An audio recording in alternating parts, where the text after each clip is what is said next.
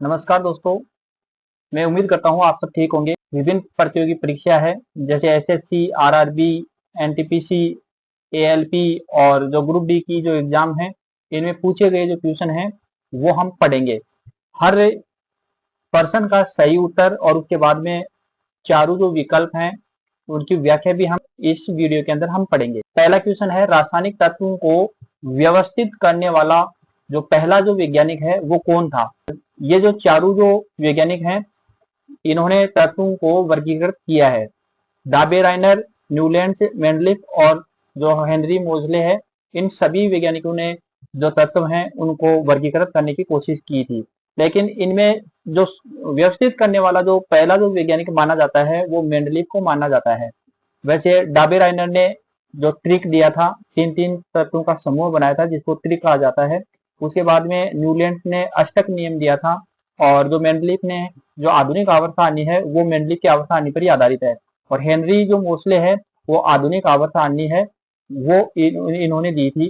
तो इस क्वेश्चन का सही आंसर जो रहने वाला है वो है मेंडलिफ।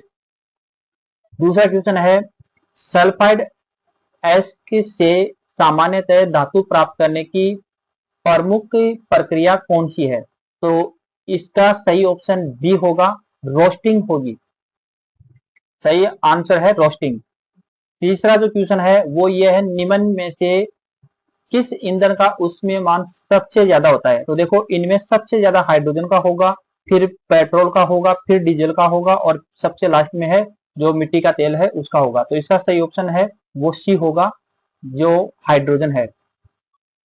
चौथा क्वेश्चन है, हीरे की संरचना में प्रत्येक जो कार्बन परमाणु है अन्य कितने कार्बन परमाणु से जुड़ा होता है। तो हीरे की संरचना में एक कार्बन अन्य 4 कार्बन परमाणु से जुड़कर चतुष्फलक की संरचना बनाता है। तो इसका सही ऑप्शन होगा बी, यानी कि 4। आधुनिक आवर्त सारणी में लेंथेनॉइड और एक्टिनॉइड इनको किस आवर्त में रखा गया है। तो लेंथेनॉइड और एक्टिनॉइड हैं जो आवर्त संख्या 6 और 7 इनमें रखा गया है। तो इसका सही जो ऑप्शन है वो सी होगा, 6 और 7। अगला क्वेश्चन है, सोडा वाटर बनाने में किस गैस का उपयोग किया जाता है। तो सोडा वाटर बनाने के लिए कार्बन डाइऑक्साइड गैस है उसका उपयोग किया जाता है। क्वेश्चन का सही ऑप्शन होगा कार्बन डाइऑक्साइड, यानी कि सी ऑप्शन। अगला क्वेश्चन है, पृथ्वी की भूपटपट्टी में सर्वाधिक मात्रा में पाई जाने वाली धातु कौन सी है। तो इनमें से सबसे ज्यादा जो धातु पर भूपटपट्टी पर पाई जाती है वो है एल्यूमिनियम। फिर इसके बाद में बेकिंग सोडा का रासायनिक नाम क्या है। बेकिंग सोडा यानी कि सोडियम बाइकार्बोनेट या सोडियम हाइड्रोजन कार्बोनेट। तो इसका जो सही ऑप्शन है बी में है, सोडियम बाइकार्बोनेट। तो बी ऑप्शन सही होगा। इसके बाद में अगला क्वेश्चन है, नींबू में मुख्यतः कौन सा अम्ल पाया जाता है। तो यहाँ पर 4 ऑप्शन दे रखे हैं। एसिटिक अम्ल है वो सिरके में पाया जाता है, साइट्रिक अम्ल है वो नींबू में पाया जाता है जो कि इस क्वेश्चन का राइट आंसर है। लैक्टिक अम्ल है वो दही में पाया जाता है और फिर सल्फ्यूरिक अम्ल है ये खनिज अम्ल है। अगला क्वेश्चन है, 25 डिग्री सेंटीग्रेड पर शुद्ध जल का पीएच मान कितना होता है। देखिए दोस्तों, अगर पीएच मान 7 से कम है वो अम्ल होंगे, 7 से ज्यादा है वो क्षारक होंगे। यहाँ पर 25 डिग्री सेंटीग्रेड पर पीएच मान पूछा है जल का, ये होगा 7, जो बी ऑप्शन है इसका सही आंसर होगा। अगला क्वेश्चन, निम्न में से किसका उपयोग एंटीसेप्टिक के रूप में किया जाता है। तो इनमें 4 ऑप्शन आपको दे रखे हैं। इनमें जो पोटेशियम परमैंगनेट है इसका एंटीसेप्टिक के रूप में उपयोग किया जाता है। तो इसका राइट आंसर होगा बी, पोटेशियम परमैंगनेट। क्विनोलाइन का रासायनिक सूत्र क्या है। क्विनोलाइन का रासायनिक सूत्र होता है कैल्शियम ऑक्साइड, यानी कि ए ऑप्शन इसका सही आंसर होगा। फिर है, लोहे पर जिंक की परत चढ़ाकर जंग से बचाने के लिए जो प्रक्रिया होती है उसका क्या नाम है।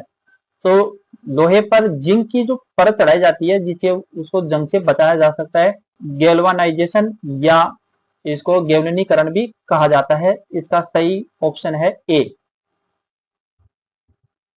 लाफिंग गैस यानी हंसाने वाली गैस को क्या कहा जाता है? तो नाइट्रस ऑक्साइड कहा जाता है। ऑप्शन नंबर बी इसका राइट आंसर होगा।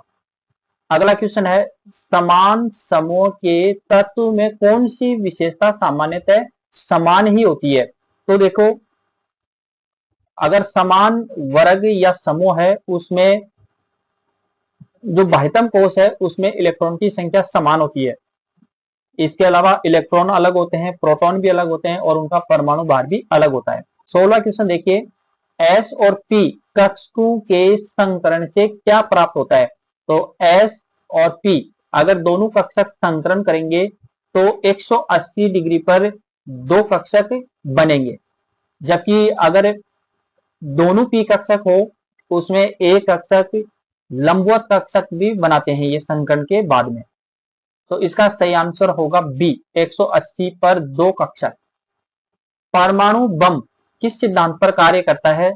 दोस्तों, परमाणु बम नाभिकीय विखंडन पर आधारित है और जो नाभिकीय संलयन है उसमें जो सूर्य का जो प्रकाश है यानी कि सूर्य की जो ऊर्जा है वो नाभिकीय संलयन पर आधारित है। अगला क्वेश्चन है, अपच के उपचार में सामान्यतः किसका उपयोग किया जाता है? तो अपच के उपचार में एंटासिड का उपयोग किया जाता है। ऑप्शन नंबर ए इसका सही आंसर होगा। अगला क्वेश्चन है, रासायनिक अभिक्रिया में कैटालाइज क्या करता है? ये रासायनिक अभिक्रिया के वेग को परिवर्तित करता है यानी बढ़ा सकता है। सी ऑप्शन है इसका सही आंसर होगा। अगला क्वेश्चन है, धातु विद्युत की अच्छी चालक क्यों होती है? क्योंकि धातुओं के अंदर मुक्त इलेक्ट्रॉन पाए जाते हैं, इसके कारण वो अच्छी चालक होती हैं विद्युत की। तो इसका सी ऑप्शन है वो सही होगा। क्वेश्चन है, कठोर जल को उबालकर या कैल्शियम हाइड्रोक्साइड मिलाकर नरम करने की प्रक्रिया क्या कहलाती है? तो इसमें चार ऑप्शन है, बेकर प्रक्रिया, टेम प्रक्रिया, क्लार्क प्रक्रिया और लेक प्रक्रिया। इसका सही आंसर सी होगा, क्लार्क प्रक्रिया। ये एक क्वेश्चन है जिसमें लेड नाइट्रेट का अपघटन हो रहा है यानी कि इसका वियोजन हो रहा है लेड ऑक्साइड, नाइट्रोजन डाइऑक्साइड और ऑक्सीजन में। तो ये अभिक्रिया किस प्रकार की है?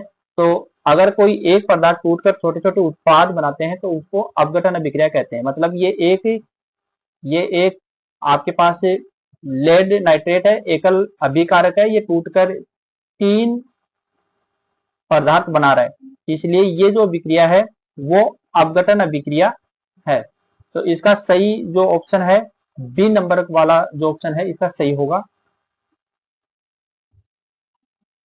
निम्न में से कौन सी धातु ठंडे जल से अभिक्रिया नहीं करती? तो इनमें से केवल फेरस है वो ठंडे जल से क्रिया नहीं करती। इसका सही ऑप्शन डी होगा। ब्राउन रिंग परीक्षण किस आयन की पहचान के लिए किया जाता है? तो इसका सही जो आंसर है इसमें चार ऑप्शन है, नाइट्रेट, सल्फेट, क्लोराइड और ब्रोमाइड। तो इसका राइट आंसर होगा नाइट्रेट।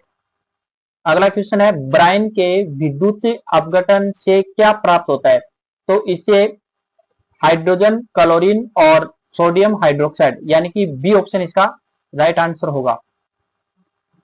अगला क्वेश्चन है, जर्मेनियम क्रिस्टल में किस प्रकार का रासायनिक बंध होता है? तो इसमें सह संयोजक बंध होता है, बी ऑप्शन इसका राइट आंसर होगा। हड्डियां और धातु में प्रमुख खनिज कौन सा होता है? तो कैल्शियम फास्फेट होता है, सी ऑप्शन सही होगा। अगला क्वेश्चन है, हेवी वाटर किसे कहा जाता है? हेवी वाटर किसे कहा जाता है? चार ऑप्शन आपके पास हैं, तो इसका राइट आंसर होगा बी, ड्यूटेरियम ऑक्साइड। अगला क्वेश्चन है, निम्न में से कौन सा प्राकृतिक गैस का मुख्य घटक है? प्राकृतिक गैस का मुख्य घटक मेथेन होता है, जबकि प्राकृतिक गैस सीएनजी है और एक एलपीजी होती है जिसका मुख्य घटक ब्यूटेन होता है। अगला क्वेश्चन है, प्लास्टर ऑफ पेरिस का सूत्र क्या होता है? तो इसका सूत्र होता है CaSO4.1/2H2O यानी कि कैल्शियम सल्फेट है उसमें आधा जलकाणु होता है तो वो प्लास्टर ऑफ पेरिस यानी पीओपी कहलाता है। तो इसका राइट आंसर है वो ए ऑप्शन वाला होगा। फिर है, पीतल मुख्यतः किन धातुओं की मिश्र धातु है? यानी पीतल में कौन कौन सी धातु मिलाकर पीतल बनाया जाता है? क्योंकि पीतल मिश्र धातु है तो पीतल, तांबा और जिंक, यानी इसको याद कर सकते हैं पीतल, पी से पी लोगे, जो तांबा है उससे ता लोगे, और जिंक है उससे जी लोगे, तो पिताजी बन जाएगा।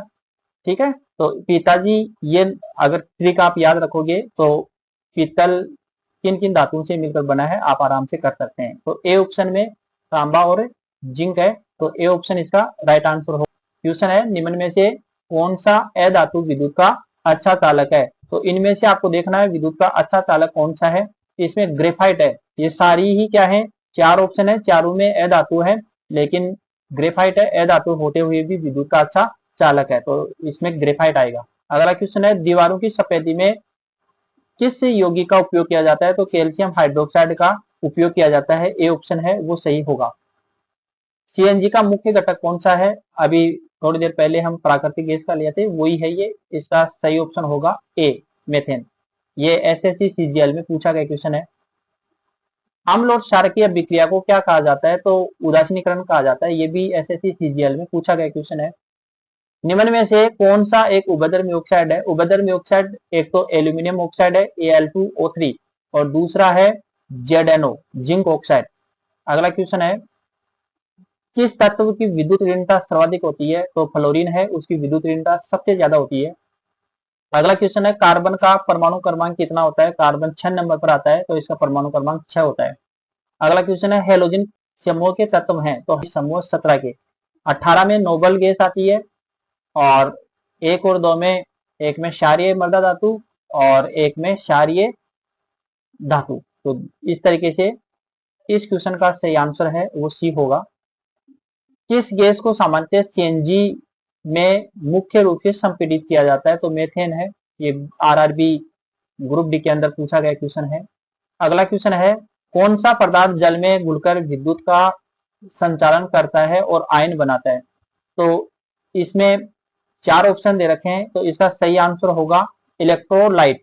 अगला क्वेश्चन है, किस प्रक्रिया में ठोस सीधे गैस में बदलते हैं? ठोस से सीधे गैस में बदलने की जो प्रक्रिया है वो ऊर्ध्वपातन कहलाती है, बी ऑप्शन इसका सही होगा। ऊर्ध्वपातन कपूर है, नौसादर है, इनमें ऊर्ध्वपातन का गुण पाया जाता है। अगला क्वेश्चन है, अमोनिया का रासायनिक सूत्र, अमोनिया NH3, अमोनिया का रासायनिक सूत्र है, ए ऑप्शन इसका सही रहेगा। दूसरे में नाइट्रोजन डाइऑक्साइड है, तीसरे में नाइट्रस ऑक्साइड है, और चौथे में अमोनियम है, NH4 है, अमोनियम है। अगला क्वेश्चन है, कार्बन डाइऑक्साइड को चूने के पानी में प्रवाहित करने पर क्या होगा? तो कार्बन डाइऑक्साइड को चूने के पानी में अगर हम प्रवाहित करेंगे तो चूने का पानी कैसा हो जाएगा? दूधिया। तो इसका बी ऑप्शन है वो राइट आंसर होगा। अगला है, किस गैस की गंध सड़े अंडे जैसी होती है? H2S यानी हाइड्रोजन सल्फाइड गैस है, उसमें सड़े अंडे की जैसी गंध आती है। अगला क्वेश्चन है, धातु और अम्ल की अभिक्रिया में सामान्यतः कौन सी गैस निकलती है? तो हाइड्रोजन गैस निकलती है। कौन सा अम्ल सिरके में पाया जाता है? Citric, acetic, oxalic, nitric. तो सिरके में एसिटिक अम्ल पाया जाता है। निम्न में से कौन सा एक नोबल गैस है? नोबल गैस नियोन है, इसके अलावा हीलियम, आर्गन, क्रिप्टॉन, जिनोन, ये भी नोबल गैस है। अगला क्वेश्चन है, किस यौगिक को सामान्यतः वॉशिंग सोडा कहा जाता है? धोने का सोडा, Na2CO3.10H2O, बी ऑप्शन सही होगा। अगला क्वेश्चन है, कौन सा तत्व कमरे के ताप पर द्रवावस्था में, कौन सा तत्व कमरे के ताप पर द्रव अधातु है? तो ब्रोमीन है, अधातु है, द्रवावस्था में पाई जाती है। किस प्रकार की अभिक्रिया में ऊष्मा बाहर निकलती है? तो ऊष्मा क्षेपीय अभिक्रिया में ऊष्मा निकलती है, और ऊष्मा शोषी में ऊष्मा का अवशोषण होता है। अवक्षेपण अभिक्रिया में सामान्यतः क्या बनता है? तो एक ही अघुलनशील ठोस प्राप्त होता है। निम्न में से कौन सा मिश्रण का उदाहरण है? वायु मिश्रण का उदाहरण है। तो इस तरीके से हमने केमिस्ट्री के 50 क्वेश्चन, 53 क्वेश्चन देखे हैं।